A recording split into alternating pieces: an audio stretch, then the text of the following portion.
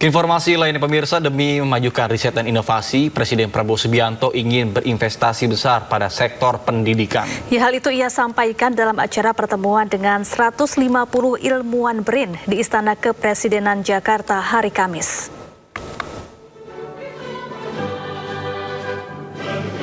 Prabowo menilai kemajuan riset dan inovasi berhubungan erat dengan kualitas pendidikan.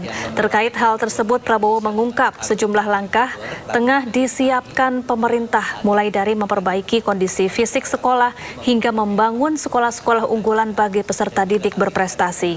Rencananya sekolah unggulan tersebut akan menerapkan kurikulum International Baccalaureate agar lulusannya memiliki standar pendidikan setara dengan institusi terbaik di dunia. Penumpang tersebut menjadi untuk mencapai tingkat inovasi, untuk mencapai tingkat terobosan, untuk mencapai tingkat penemuan-penemuan, ya, paten-paten dan sebagainya. Itu dasarnya pendidikan. Dan inilah saya ingin investasi cukup besar di bidang pendidikan untuk generasi penerus kita. Saya ingin perbaiki semua sekolah, dari fisik, kita juga membangun sekolah-sekolah unggulan untuk anak-anak terpinter, bisa kita seleksi, nanti dia kejar universitas-universitas terbaik di dunia.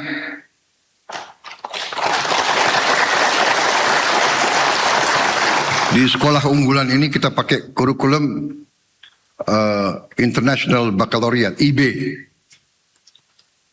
Dia harus dengan standar yang sama dengan yang terpintar di dunia, yang terhebat di dunia, sama.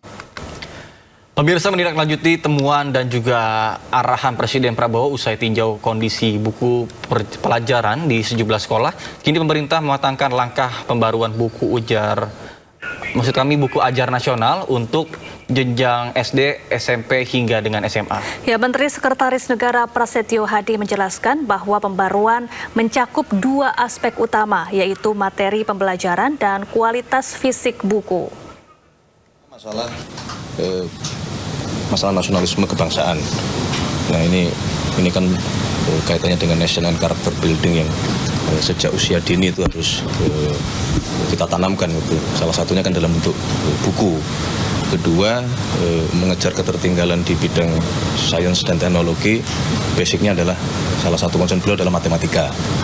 Nah, yang ketiga, untuk menghadapi kompetisi global, salah satu concern beliau adalah mengenai kemampuan berbahasa asing, salah satunya adalah bahasa Inggris.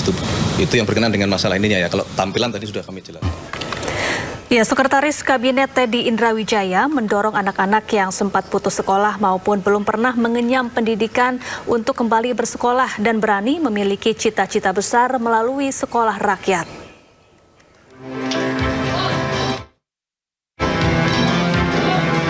Sekretaris Kabinet Teddy Indrawijaya bersama Menteri Sosial Saifullah Yusuf dan Wakil Menteri Sosial Agus Jabo Priyono melakukan peninjauan secara langsung ke sekolah rakyat terintegrasi 8 di kawasan Curug, Tangerang, Banten.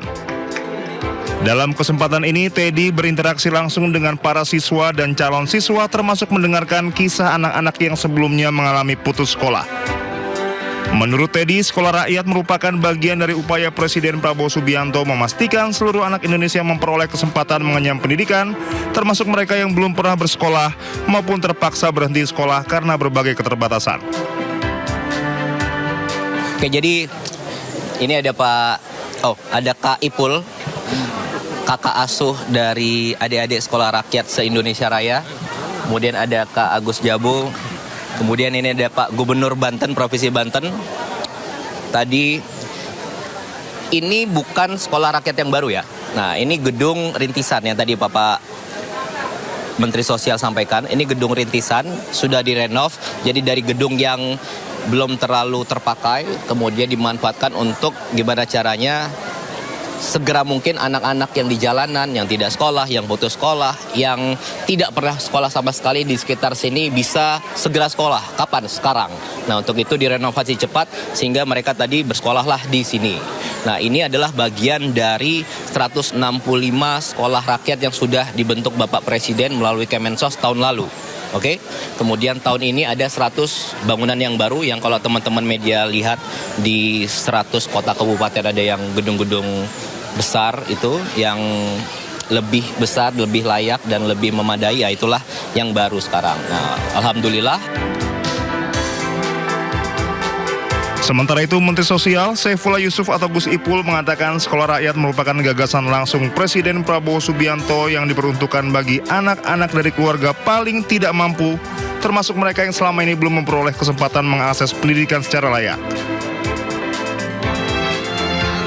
Yang dijangkau dalam sekolah rintisan tambahan ini adalah anak-anak yang sebagian tidak besar, tidak sekolah dan putus sekolah. Mereka kadang pada jam-jam sekolah itu mengamen atau mencari penghasilan atau pekerjaan di pasar-pasar atau di tempat-tempat umum. Ya, itulah yang dijangkau dan dari 400 ya yang dijangkau di jalanan itu 300 diantaranya setelah di asesmen memenuhi syarat untuk. Pemerintah ingin memastikan keterbatasan ekonomi keluarga tidak memutus masa depan anak. Karena itu, sekolah rakyat hadir dengan sistem berasrama dan memenuhi kebutuhan siswa agar mereka dapat berkonsentrasi belajar dan mengembangkan diri.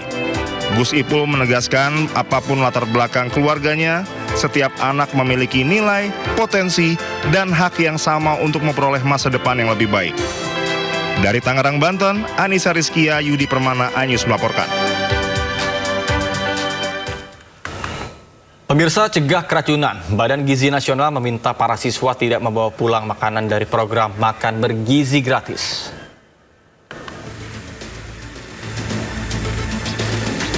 Ya, Kepala BGN Sudaryono mengingatkan bahwa makanan dalam program MBG dibuat tanpa bahan pengawet, sehingga dikhawatirkan jika membawa makanan tersebut, kemudian baru dikonsumsi beberapa jam kemudian, kondisi makanan sudah tidak layak. Terkait hal tersebut, BGN akan memperketat prosedur distribusi makanan dan meminta guru mengedukasi siswa agar tidak membawa pulang MBG. Dari mulai selesai masak sampai dengan makan itu ya benar, tapi kemudian dia bungkus, dibawa pulang, dan dikonsumsi bersama keluarga yang lain. Sehingga yang keracunan bukan hanya siswanya, tapi termasuk anggota keluarga yang mengkonsumsi makanan itu. Nah ini bagian dari PR kami, bagaimana mengedukasi ya. Jadi di sekolah itu sudah ada namanya PIC, yang sudah ada insentifnya. Jadi guru di sekolah itu tidak terganggu jam mengajarnya karena makan bergizi. Bahkan guru itu kemudian juga menjadi bagian dari penerima manfaat MBG dalam tujuannya adalah untuk mengedukasi siswa-siswanya. Mencegah tadi itu. Jangan yang ini jangan dibawa pulang, yang ini gitu. Jadi kita ke depan ini kita berusaha untuk bagaimana fungsi-fungsi edukasi ini betul-betul secara konsekuen itu kita terapkan.